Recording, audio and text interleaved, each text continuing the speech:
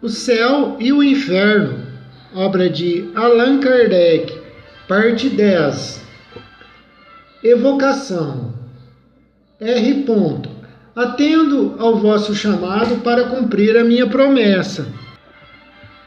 Meu caro senhor Sanson, cumprindo um dever com satisfação, vos evocamos o mais cedo possível depois da vossa passagem, como era do vosso agrado.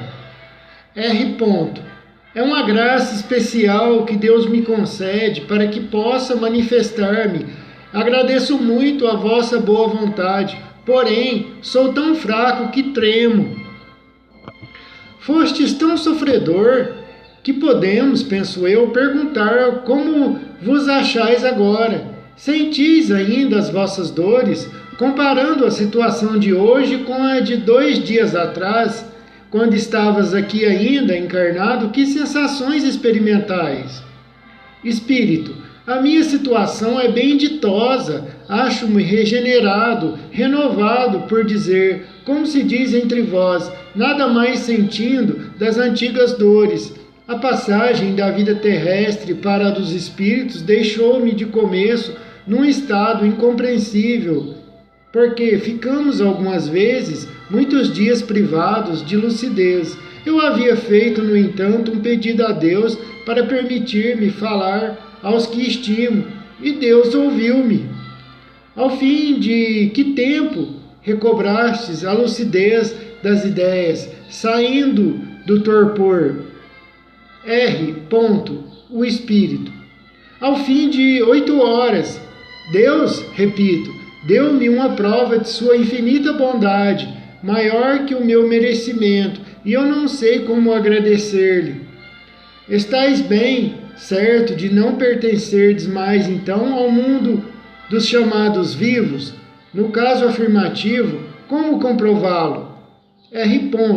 O Espírito responde: certamente não sou mais desse mundo, porém estarei sempre ao vosso lado para vos proteger e sustentar, a fim de pregardes a caridade e a abnegação que foram os guias da minha vida. Depois ensinarei a verdadeira fé, a fé espírita, que deve elevar a crença do bom e do justo. Estou forte, robusto em uma palavra, transformado. Em mim não reconhecereis mais o velho enfermo que tudo devia esquecer, fugindo de todo prazer e alegria. Eu sou o Espírito e a minha pátria é o espaço. O meu futuro é Deus, que reina na imensidade.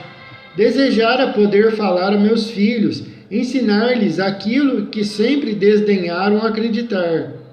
Que efeito vos causa o vosso corpo aqui ao lado? R. O Espírito. Meu corpo, pobre, mísero despojo, volve ao pó enquanto eu guardo a lembrança de todos que me estimaram. Vejo essa pobre carne decomposta, morada que foi do meu espírito, provação de tantos anos. Obrigado, mísero corpo, pois que purificaste o meu espírito. O meu sofrimento, de vezes bendito, deu-me um lugar bem meritório, por isso que tão depressa posso comunicar-me convosco. Conservastes as ideias até o último instante? Espírito.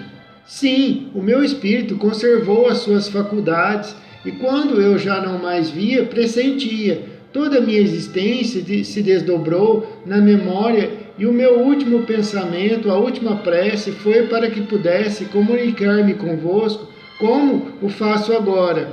Em seguida, pedi a Deus que vos protegesse, para que o sonho da minha vida se completasse.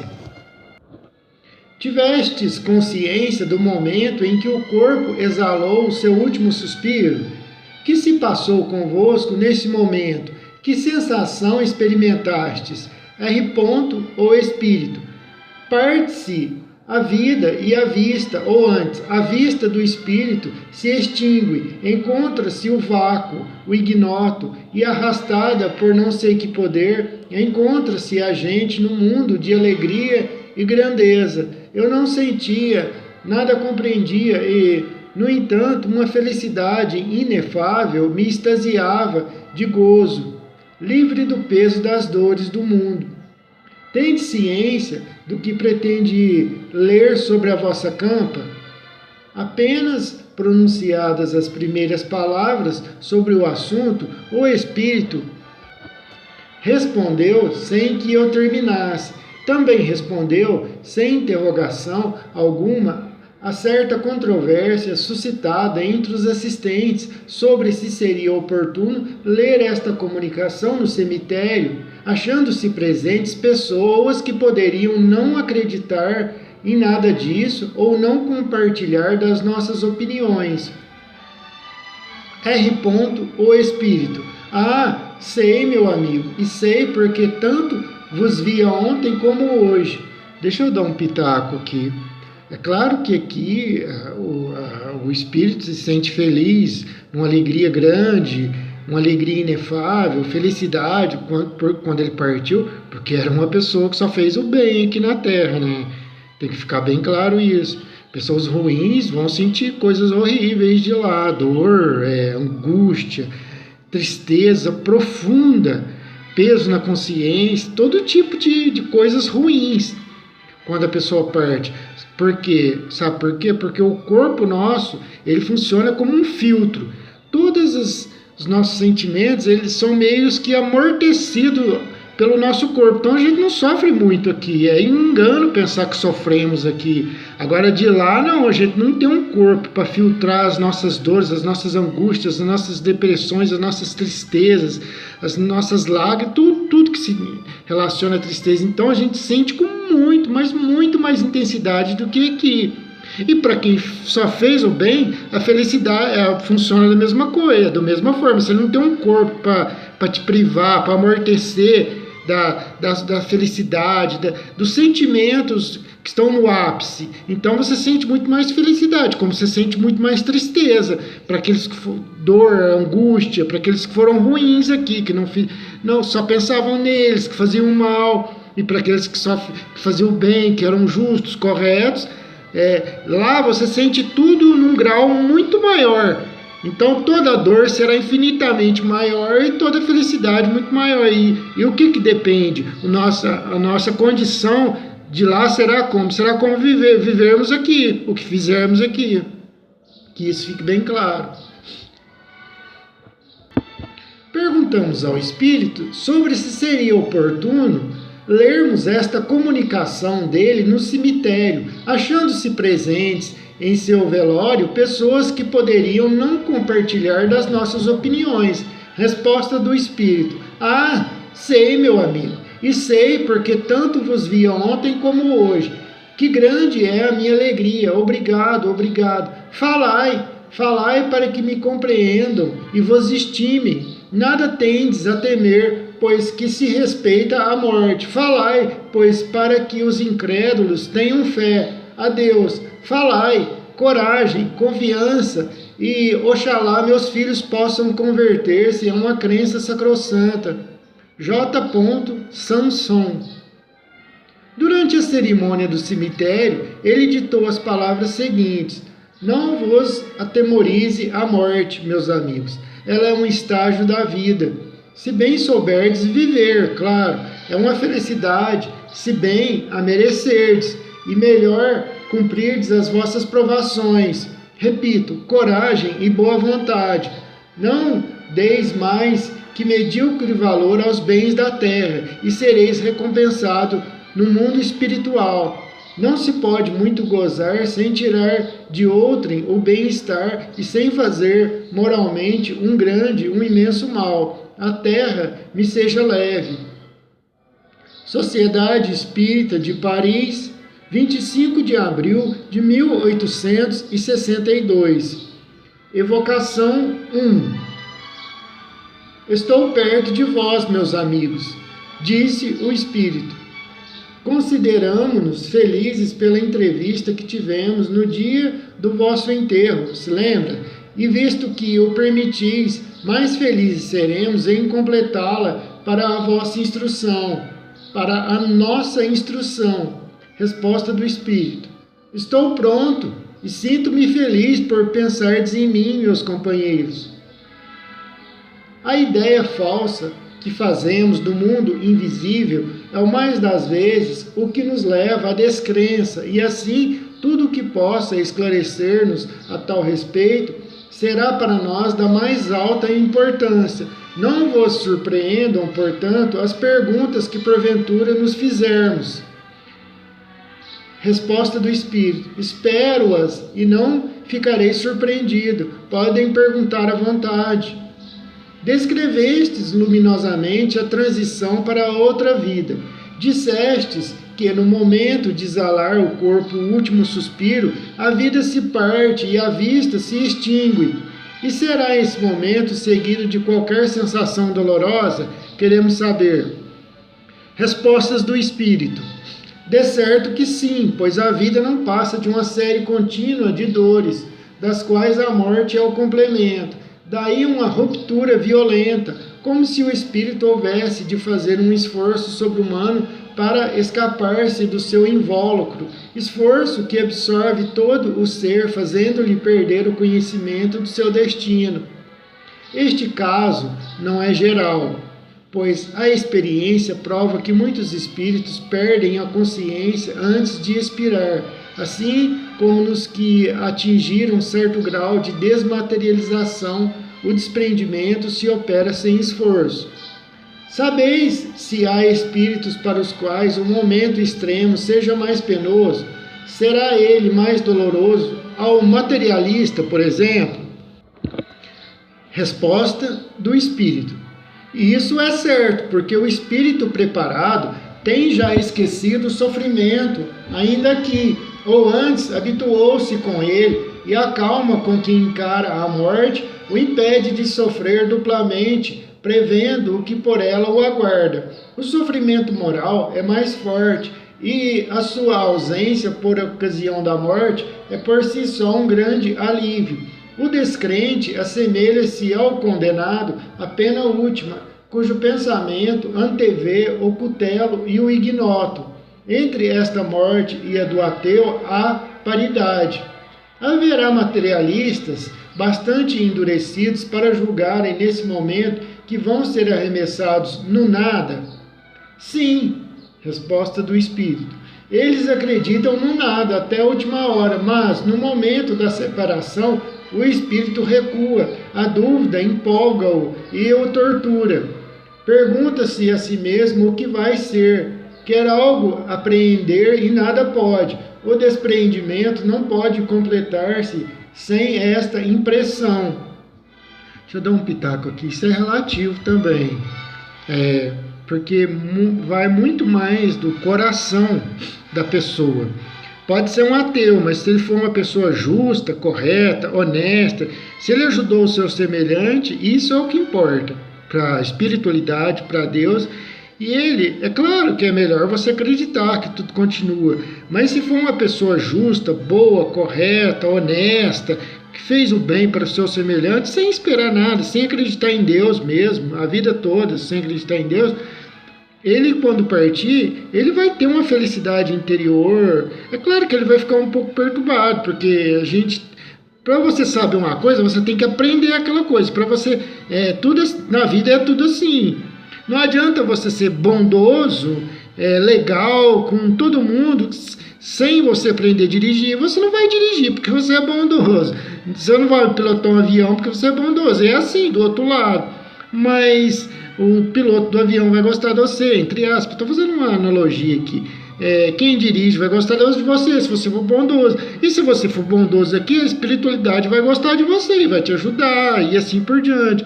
Então, o que mais importa é você ser justo, correto, honesto, bom para seu semelhante, ajudar na medida do possível aqueles que precisam da sua ajuda. E isso é o principal. E, como eu disse, é importante também você crer no outro lado, porque você já parte daqui com experiência, com a bagagem, para você não chegar lá e ficar perdido. Mas o mais importante é o que eu falei aí. O desprendimento não pode completar-se sem esta impressão. Segunda parte.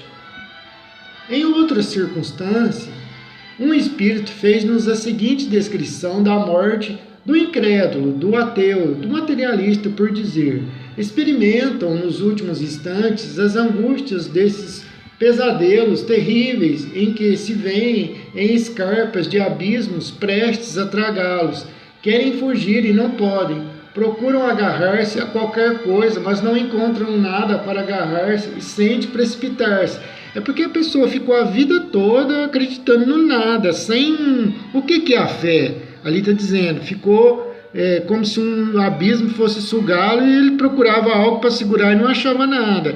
É um pesadelo, algo que aquele ateu fica. Por quê? Porque o que é a fé? A fé é um sustentáculo, algo para você segurar. A crença, sim. Então fica meio perdido, fica dessa forma aí. Mas como eu disse, o importante é o nosso interior, nosso coração.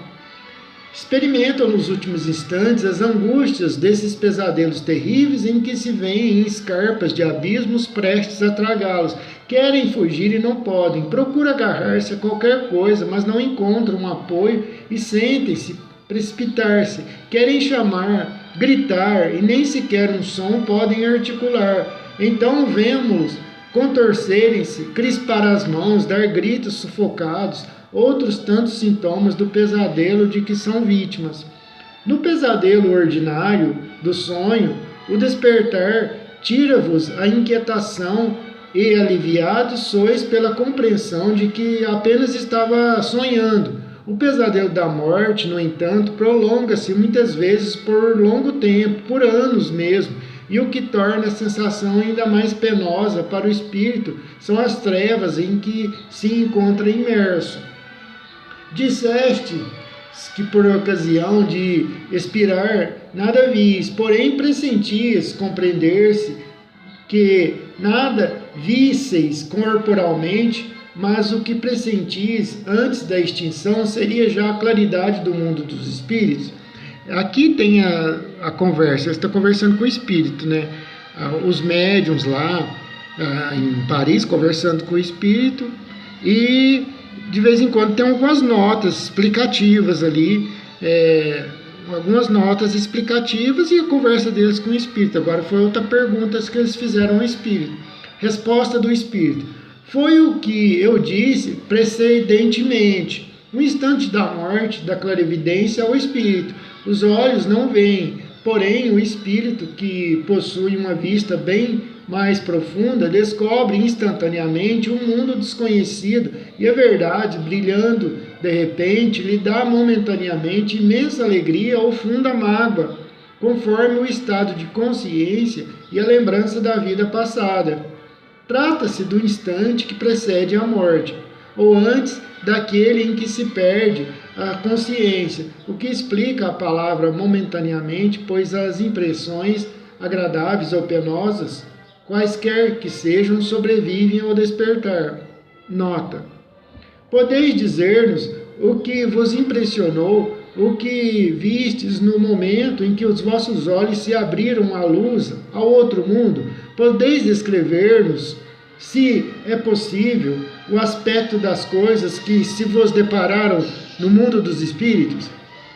Resposta do espírito: quando pude voltar a mim e ver o que tinha diante dos olhos, fiquei como que ofuscado, sem poder compreender bem, porquanto a lucidez não volta repentinamente. Deus, porém, que me deu uma prova exuberante da sua bondade, permitiu-me recuperar-se as faculdades, e foi então que me vi cercado de numerosos, bons e fiéis amigos. Todos os espíritos protetores que nos assistem rodeavam-me, sorrindo. Uma alegria sem par irradiava-lhes o semblante, e também eu, forte e animado, podia sem esforço percorrer os espaços. O que ouvi não tem nome na linguagem terrestre dos homens. Voltarei depois para falar-vos mais amplamente das minhas venturas, sem ultrapassar, já se vê, o limite traçado por Deus. Sabei que a felicidade, como vós outros a compreendeis, não passa de uma ficção. Viveis sabiamente, santamente, pela caridade e pelo amor, e tereis feito jus há impressões e delícias que o maior dos poetas não saberia descrever. Os contos de fadas, cheios de coisas absurdas, mas quem sabe se não contém de alguma sorte e em parte algo do que se passa no mundo dos espíritos. Aqui é uma nota. A descrição do senhor Sanson lembra como que um homem adormecido numa choupana, despertando em palácio esplêndido e rodeado de uma corte brilhante. Final da nota. Debaixo de que aspecto se vos apresentaram os espíritos? Sob forma humana? Sim, respostas do espírito. Meu caro amigo, os espíritos nos ensinam aí na Terra que conservam no outro lado a mesma forma que lhes serviu de envoltório, e é a verdade. Mas que diferença entre a máquina informe, que penosamente aí se arrasta com seu cortejo de misérias, e as fluidez maravilhosa do corpo espiritual. A fealdade não mais existe, porque os traços perderam a dureza de expressão que forma o caráter distinto da raça humana. Deus beatificou esses corpos graciosos que se movem com todas as elegâncias. A linguagem tem modulações intraduzíveis para vós e o olhar, o alcance de uma estrela. Conjecturai sobre o que Deus pode produzir na sua onipotência, Ele, o arquiteto dos arquitetos, e terei feito uma fraca ideia da forma dos espíritos. Quanto a vós, como vedes, reconheceis em vós uma forma limitada, circunscrita, ainda que imponderável? Sentis em vós uma cabeça, tronco, pernas e braços? Resposta do Espírito. O Espírito, conservando a sua forma humana, idealiza, divinizada, pode, sem contradição, possuir todos os membros de que falais. Sinto perfeitamente as minhas mãos com os dedos, pois podemos, à vontade, aparecer-vos e apertar-vos as mãos. Estou junto dos meus amigos e aperto-lhes as mãos, sem que disso se apercebam. Quanto à nossa fluidez, e graças a ela, podemos estar em toda parte, sem interceptar o espaço ou produzir quaisquer sensações, se assim o desejamos. Neste momento, entre as vossas mãos cruzadas, tenho as minhas.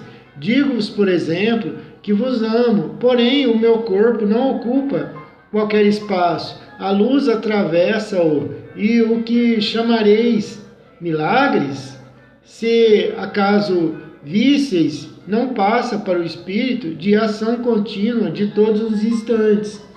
A vista dos espíritos não se pode comparar à humana, uma vez que também seu corpo não tem quaisquer semelhanças reais. Para eles, tudo se transforma na essência como no conjunto. Repito-vos que o espírito tem uma perspicácia divina que abrange tudo, podendo adivinhar até o pensamento alheio. Também pode oportunamente tomar a forma mais própria para tornar-se conhecido. Na realidade, porém, o espírito que tem terminado a aprovação prefere a forma que o conduziu para junto de Deus. Os espíritos não têm sexo, mas como há poucos dias eres um homem, desejamos saber se no vosso novo estado tendes mais da natureza masculina ou feminina. E o mesmo que se dá convosco pode-se aplicar ao espírito de longo tempo já desencarnado? Resposta do espírito. Não temos motivo para ser de natureza masculina ou feminina. Os espíritos não se reproduzem. Deus criou-os como quis e, tendo, segundo seus maravilhosos desígnios, de dar-lhes a encarnação sobre a terra, subordinou-os aí às leis de reprodução das espécies, caracterizada pela junção dos sexos. Mas vós deveis senti-lo sem mais explicação que os espíritos não podem ter sexo. Nota: sempre disseram que os espíritos não têm sexo, sendo este apenas necessário à reprodução dos corpos. De fato, não se reproduzindo, o sexo seria-lhes inútil. A nossa pergunta não visava confirmar o fato, mas saber, visto que o Sr. Sanson desencarnara recentemente, as impressões que guardava do seu estado terreno. Os espíritos puros compreendem perfeitamente a sua natureza, porém, entre os inferiores, não desmaterializados, muitos há que se acreditam encarnados sobre a terra, com as mesmas paixões e desejos. Assim pensam eles que são ainda os mesmos que foram, isto é, homem ou mulher, havendo quem por esta razão suponha ter realmente um sexo. As contradições a tal respeito são oriundas da graduação de adiantamento dos espíritos que se manifestam, sendo o erro menos deles que de quem os interroga, sem se dar ao trabalho de aprofundar as questões. Que tal se vos afigura a seção? O seu aspecto é o mesmo de quando eres vivo? As pessoas guardam para vós a mesma aparência? Será tudo tão claro e distinto como outrora? Espírito, muito mais claro, porquanto posso ler o pensamento de todos vós, sentindo-me igualmente feliz pela benéfica impressão que me causa a boa vontade de todos os espíritos congregados. Desejo que o mesmo critério se faça sentir não só em Paris, mas na França inteira, onde grupos há que se desligam, invejando-se reciprocamente, dominados por espíritos turbulentos que se comprazem na discórdia, quando o espiritismo deve incutir o esquecimento completo e absoluto do eu. Dissestes, podes ler em nosso pensamento, podeis explicar-nos como se opera essa transmissão? Não é fácil para vós descrever, explicando este prodígio extraordinário da vossa visão. Preciso franquear-vos todo um arsenal de agentes novos, com o que, aliás, ficareis na mesma, por terdes as vossas faculdades limitadas pela matéria. Paciência, tornar-vos eis bons e tudo conseguireis. Atualmente só podeis ter o que Deus vos concede, mas com a esperança de progredir continuamente. Mais tarde sereis como nós. Procurai, no entanto, morrer em graça para muitos saberdes. A curiosidade, estímulo do homem que pensa, conduz-vos-á tranquilamente para a morte, reservando-vos a satisfação de todos os desejos passados, presentes e futuros. Enquanto esperais, direi para responder, ainda que mal, a vossa pergunta. O ar que respirais, impalpável como nós, estereótipa, por assim dizer, o vosso pensamento. O sopro que exalais é mais ou menos a página escrita dos vossos pensamentos lidos e comentados pelos espíritos que constantemente se encontram convosco, mensageiros de uma telegrafia divina que tudo transmite e que tudo grava.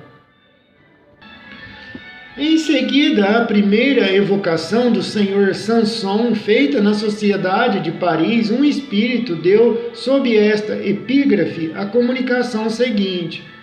Foi a de um justo a morte desse homem, de quem neste momento vos ocupais, isto é, esperançosa e calma. Como o dia sucede naturalmente à aurora, a vida espiritual se lhe sucedeu à vida terrestre, sem rompimento nem abalo. O seu último suspiro foi tanto como um hino de reconhecimento e de amor. E quão poucos os que atravessam assim a rude transição da vida terrestre para a vida espiritual. Quão poucos os que, após a confusão e desespero da vida, concebem o ritmo harmonioso das esferas. Como o homem de saúde perfeita, de repente, mutilado, sofre nos membros separados ao corpo Assim a alma do cético, separada do corpo, se despedaça e, lacinante, se precipita no espaço, inconsciente de si mesma. Orai por essas almas perturbadas, orai por todos os sofredores, que a caridade não se restringe à humanidade visível, mas deve socorrer e consolar os habitantes do espaço. Disso tivestes a prova evidente na súbita conversão desse espírito, tocado pelas preces espíritas sobre o túmulo do homem de bem que vindes interrogar e que deseja fazer-vos progredir no bom caminho. O amor não tem limites, enche o espaço e dá e recebe mutuamente as suas divinas consolações. Também o mar se desenrola numa perspectiva infinita, cujo espetáculo deslumbra o espírito, parecendo-lhe confundir-se o mar no seu limite com os céus. São duas grandezas que se extremam. Pois bem, assim é o amor, mais profundo que as ondas, mais infinito que o espaço. A todos vós, encarnados e desencarnados, deve unir na santa comunhão da caridade, fusão sublime do finito e do eterno. Georges. Comunicação do espírito Jobard. O senhor Jobard era presidente honorário da Sociedade Espírita de Paris e tratava-se de o evocar na sessão de 8 de dezembro, quando, antecipando-se ao nosso desejo, espontaneamente deu a seguinte comunicação: 8 de novembro. Jobard era diretor do Museu da Indústria de Bruxelas, nascido em Bassey-Alto-Marne e falecido em Bruxelas, de apoplexia fulminante, a 27 de outubro de 1861, com 69 anos. Comunicação. Aqui estou eu a quem ias evocar, manifestando-me por este médium que até agora tenho solicitado baldamente. Antes de tudo, desejo descrever a minha impressão por ocasião do meu desprendimento. Senti um abalo indizível. Lembrei-me instantaneamente do meu nascimento, da minha juventude e da minha velhice. Toda a minha vida se me retratou nitidamente na memória. Eu senti apenas um como piedoso desejo de me achar enfim nas regiões reveladas pela nossa crença espírita. Depois, o tumulto serenou. Eu estava livre e o meu corpo jazia inerte. Ah, meus amigos, meus caros amigos, que prazer se experimenta sem o peso do corpo. Quanta alegria no abranger o espaço. Não julgueis, no entanto, que me tenha tornado repentinamente um eleito do Senhor. Não, eu estou entre os espíritos que, tendo aprendido um pouco, muito devem aprender ainda. Não tardou muito que de vós me lembrasse, meus irmãos de exílio, e asseguro-vos toda a minha simpatia, todos os meus votos vos cercam. Quereis saber que espíritos me receberam? Quais as minhas impressões? Pois bem, amigos, foram todos os que evocamos, todos os irmãos que compartilharam dos nossos trabalhos.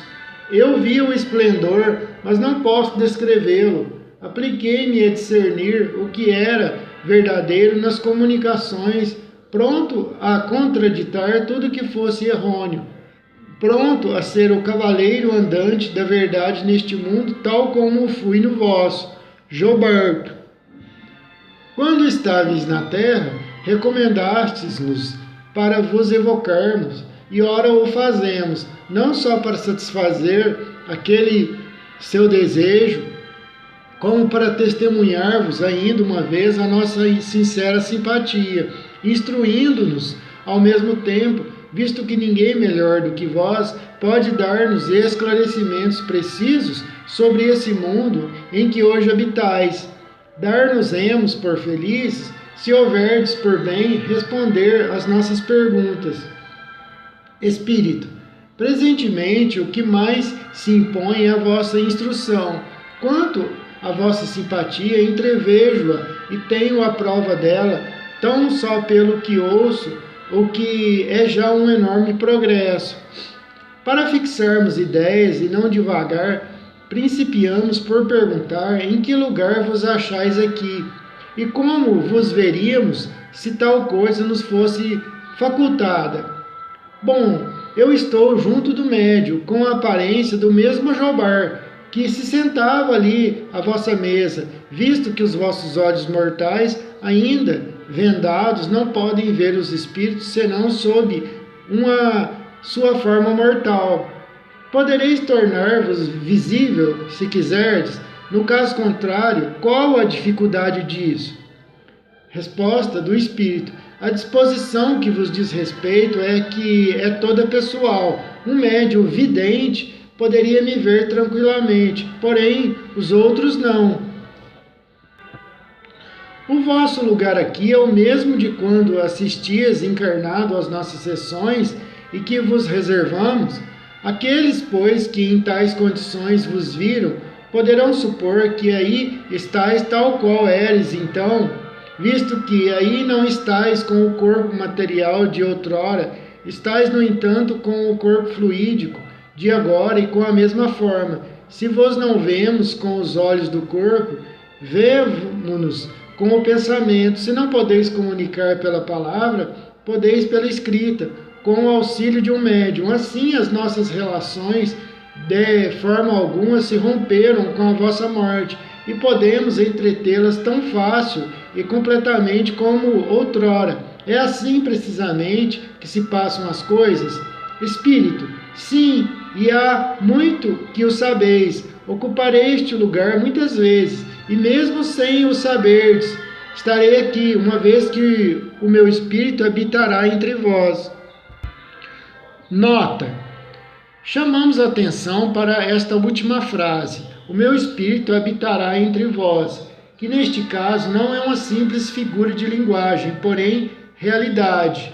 Pelo conhecimento que o Espiritismo nos dá sobre a natureza dos espíritos, sabemos que qualquer um pode achar-se entre nós não só em pensamento, mas pessoalmente, com o seu corpo etéreo, que o torna uma individualidade distinta. Um espírito tanto pode, consequentemente, habitar entre nós depois de morto, como quando vivo, ou por outra, melhor ainda depois de morto, uma vez que pode ir e vir livre e voluntariamente. Desse modo, temos uma multidão de seres invisíveis e indiferentes, uns, outros atraídos por afeição. É a estes últimos que se aplica esta frase. Eles habitam entre nós, que se poderá interpretar assim: eles nos assistem, inspiram e protegem. Não há muito que, encarnado, vos sentasseis nesse mesmo lugar. As condições em que ora fazeis parecer-vos-ão estranhas. Qual o efeito da mudança de estado? Espírito: de modo algum se me afiguram estranhas condições, porque o meu espírito desencarnado goza de lucidez perfeita para não deixar irresolutas quaisquer questões que encare.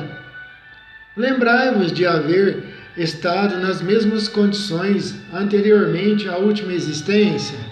Experimentais qualquer mudança a este respeito, comparando as situações presente e passada?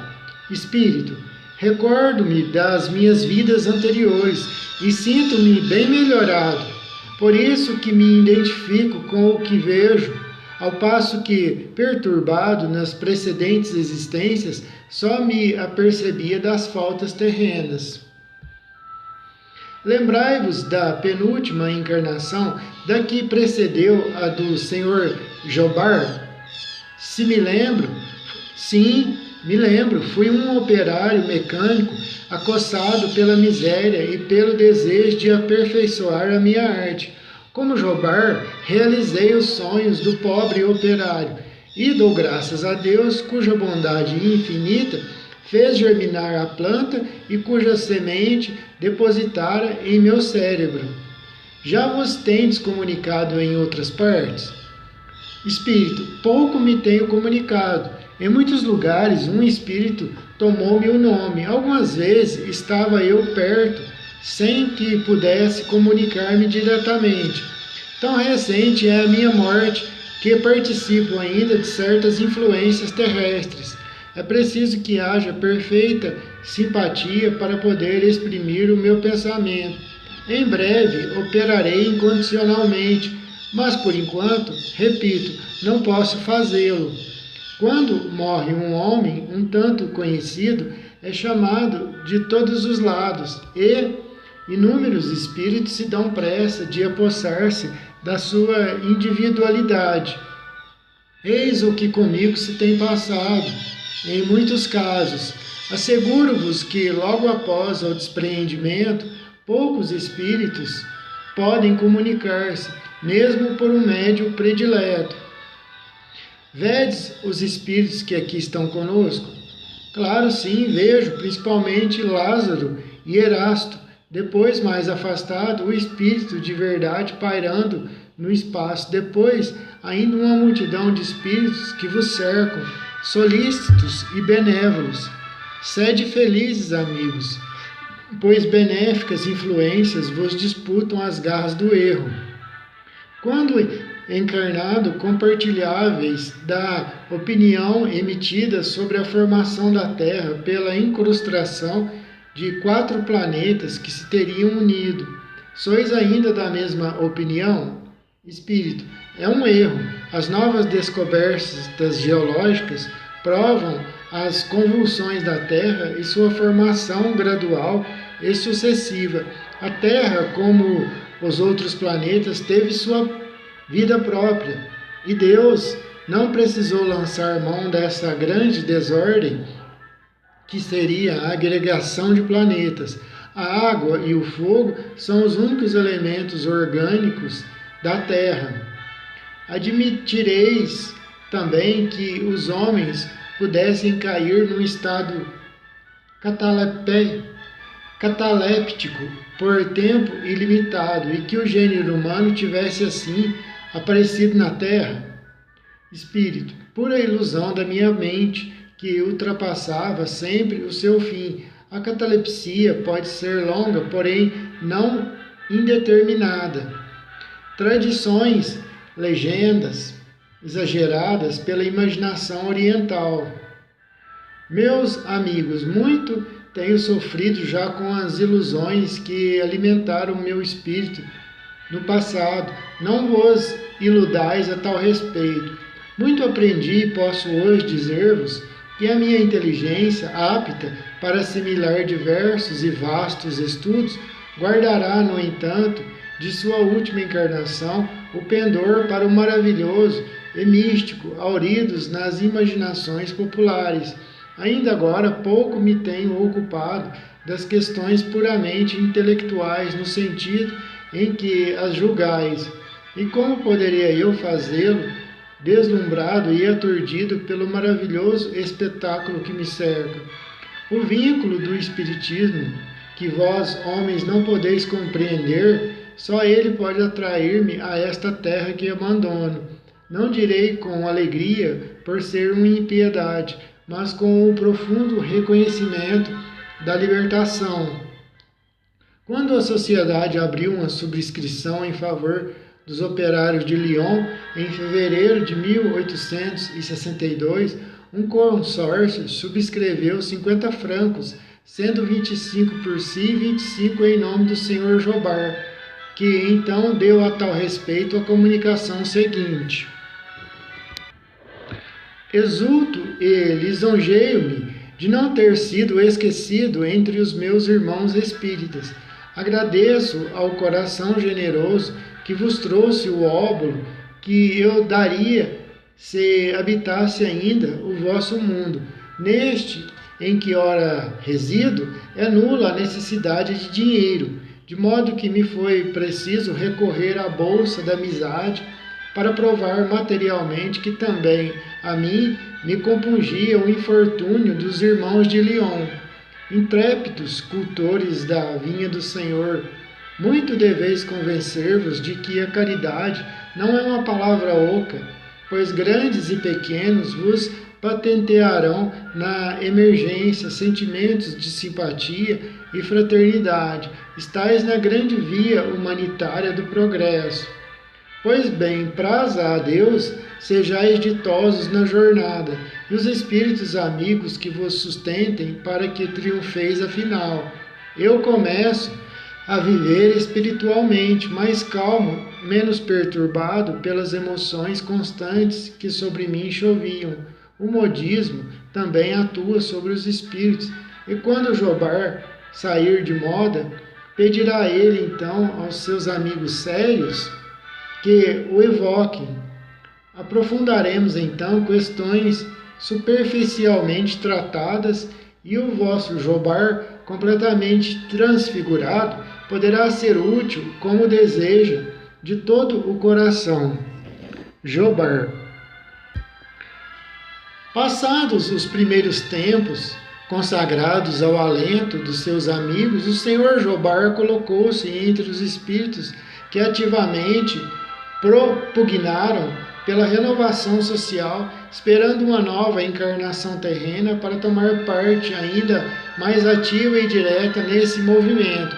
Depois desta época, ele deu à Sociedade de Paris, onde continua como cooperador, comunicações de incontestável superioridade, sem se desviar da originalidade e repentes que constituíam o fundo do seu caráter, a ponto de se fazer conhecido antes mesmo de assinar.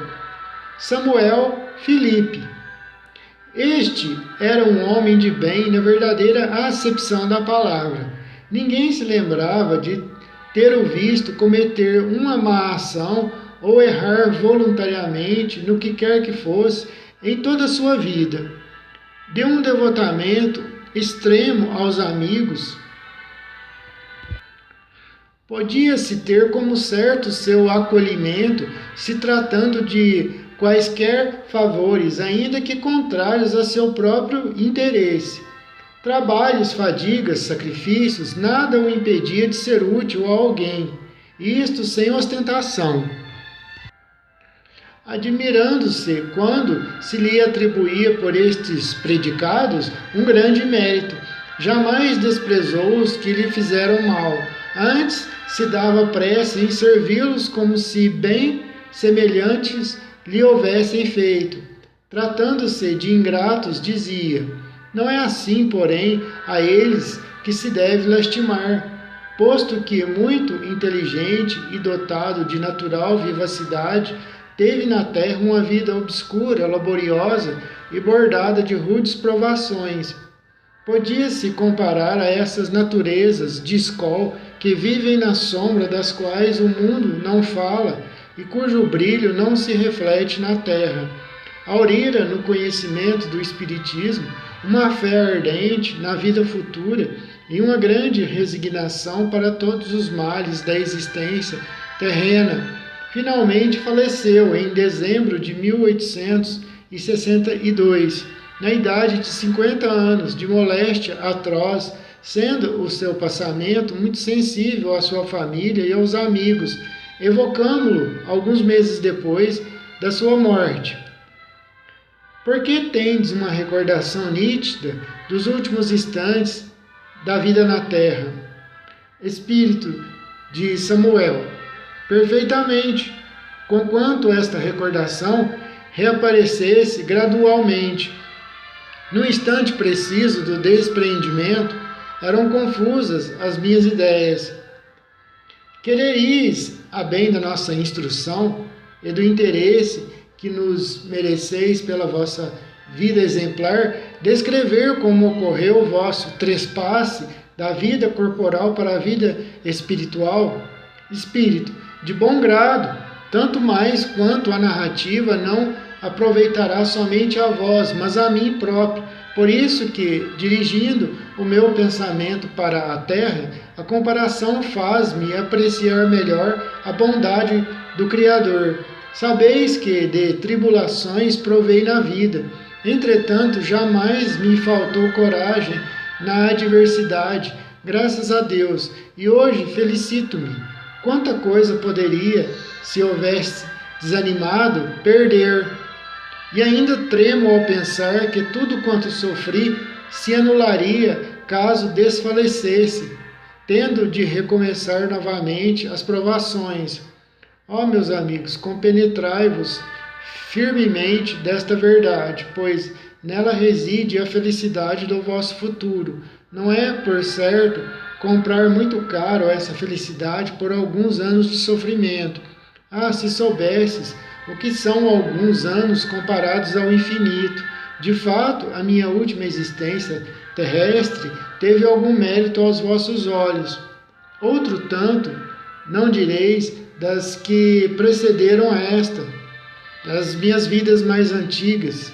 E não foi senão a força de trabalho sobre mim mesmo que me tornei o que ora sou. Para apagar os últimos traços das faltas anteriores, era-me preciso sofrer um bocado nas últimas provas que voluntariamente aceitei. Foi na firmeza das minhas resoluções que escudei a resignação, a fim de sofrer sem me queixar. Hoje abençoo essas provações, pois a elas devo ter rompido com o passado. Simples recordação agora que me permite contemplar com legítima alegria o caminho percorrido. Ó, vós, que me fizestes padecer na terra, que fostes cruéis e malévolos para comigo, que humilhastes-me e afligiste-me, vós cuja má-fé tantas vezes me acarretou duras privações, não somente vos perdoo, mas até vos agradeço, intentando fazer-me o mal, não suspeitáveis do bem que esse mal me proporcionaria. É verdade, portanto, que a vós devo uma grande parte da felicidade de que gozo, uma vez que me facultastes ocasiões para perdoar e pregar o mal no lugar do bem. É verdade, portanto, que a vós devo uma grande parte da felicidade de que gozo hoje, uma vez que me facultastes ocasião para perdoar e pagar o mal com o bem. Deus colocou-vos em meu caminho para ferir a minha paciência, excitando-me igualmente na prática da mais difícil caridade, a de amar os inimigos. Não vos impacienteis com esta divagação, porquanto vou responder agora a vossa pergunta. Conquanto sofresse cruelmente com a moléstia que me acometeu, quase não tive agonia. A morte sobreveio-me como um sono tranquilo, sem lutas, sem abalos. Sem temor pelo futuro, não me apeguei à vida e não tive, por isso, de me debater nos últimos momentos, enquanto estive na terra. A separação completou-se sem dor, nem esforço, sem que eu mesmo de tal me apercebesse. Ignoro que tempo durou o sono que me foi curto. Aliás, meu calmo despertar constatava com o meu estado precedente.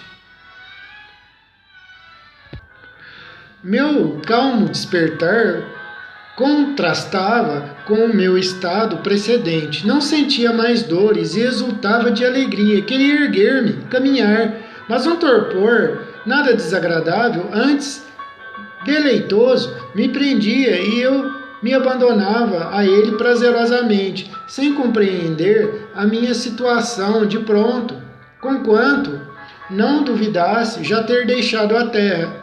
Tudo que me cercava era como se fora um sonho. Vi minha mulher e alguns amigos ajoelhados ao meu lado no meu quarto, chorando, e considerei de mim para mim que me julgavam morto. Quis então desenganá-los de tal ideia, mas não pude articular uma só palavra, e daí concluí que sonhava.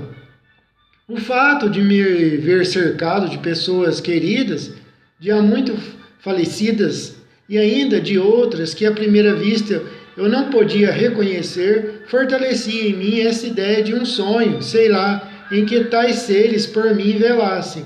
Esse estado foi alternado de momentos de lucidez e de sonolência, durante os quais eu recobrava e perdia consciência do meu eu. Pouco a pouco, as minhas ideias adquiriram muita lucidez. A luz que entrevia por denso nevoeiro fez-se brilhante e eu comecei a compreender-me, a reconhecer-me, compreendendo e reconhecendo que não mais pertencia a esse mundo. Certamente, se eu não conhecesse o Espiritismo, a ilusão perduraria por muito mais tempo. O meu invólucro material não estava ainda inumado e eu olhava com piedade a ele, felicitando-me pela separação, pela liberdade, pois eu era tão feliz por me haver, enfim, desembaraçado. Respirava livremente, como quem sai de uma atmosfera pesada. Indivisível sensação de bem-estar penetrava todo o meu ser, e a presença dos que amara alegrava-me, sem me surpreender, antes parecendo-me natural, como se os encontrasse depois de longa viagem. Uma coisa me admirou logo: o compreendermos-nos sem articular uma palavra. Os nossos pensamentos transmitiam-se pelo olhar somente, como que por efeito de uma penetração fluídica. Eu não estava, no entanto, completamente livre das preocupações terrenas, e como para realçar mais a nova situação, a lembrança do que padecera me ocorria de vez em quando à memória. Sofrera corporal e moralmente, sobretudo moralmente, como alvo que fui da maledicência dessas infinitas preocupações mais acerbas, talvez que as desgraças reais, quanto degeneram em perpétua ansiedade. E ainda bem não se desvaneciam tais impressões. Já eu interrogava a mim mesmo de fato delas me libertara, parecendo-me ouvir ainda umas tantas vozes desagradáveis. Reconsiderando as dificuldades que tanto e tantas vezes me atormentavam, tremia e procurava, por assim dizer, reconhecer-me, assegurar-me que tudo aquilo não passava de um fantástico sonho. E quando cheguei à conclusão, à realidade dessa nova situação, foi como se me aliviasse de um peso enorme. É bem verdade, dizia que estou isento desses cuidados que fazem o tormento da vida. Graças a Deus, também o pobre, repentinamente enriquecido, duvida da realidade da sua fortuna e alimenta por algum tempo as apreensões da pobreza. Assim era eu. Pudessem os homens compreender a vida futura, e que força, que coragem, esta convicção não lhes daria na adversidade. Quem deixaria então na terra de prover e assegurar-se da felicidade que Deus reserva aos filhos dóceis e submissos? Gozos ambicionados, invejados, tornar-se-iam mesquinhos em relação aos que eles negligenciam. Esse mundo tão novo e comparado ao qual nada vale o nosso, bem como os numerosos amigos que nele reencontrastes, fizeram-vos esquecer a sua família e os amigos encarnados? Espírito: não, de maneira nenhuma. Se eu os tivesse esquecido, seria indigno da felicidade de que gozo. Deus não recompensa o egoísta, pune-o. O mundo em que me vejo pode fazer com que desdenhe a terra, mas são os espíritos nela encarnados. O mundo em que ora estou pode fazer com que se desdenhe a terra, mas não os espíritos nela encarnados. Somente entre os homens é que a prosperidade faz esquecer os companheiros de infortúnio. Muitas vezes venho visitar os que me são caros, exultando com a recordação que de mim guardaram. Seu pensamento me atrai para eles. Assisto às suas conversas e gozo se gozam, ou sofro se sofrem. O meu sofrimento é, porém, relativo e não se pode comparar ao angustioso sofrimento humano, uma vez que compreendo o alcance, a necessidade e o caráter transitório das provações que são para o bem. Esse sofrimento é, ademais, suavizado pela convicção de que aqueles a quem amam virão também, por sua vez, a esta mansão afortunada onde a dor não existe. Para torná-los dignos dela,